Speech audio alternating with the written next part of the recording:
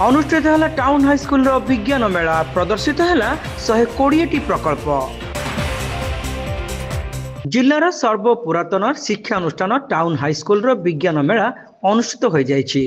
एही विज्ञान मेलारे अन्य 120 प्रकल्प नानो वैज्ञानिक माने प्रकल्प प्रदर्शित करथिले। प्रारंभ रे एही विज्ञान मेलार आयोजित सभारे विद्यालयर प्रधान शिक्षक सत्यरंजन भूया अध्यक्षता करथिबा बेले मुख्य अतिथि जिला शिक्षा अधिकारी डॉक्टर बसंत कुमार नायक एवं अन्यतम अतिथि एडीईओ पूर्णिमा दास प्रदीप प्रज्वलन करी विज्ञान मेला को उद्घाटन करथिले।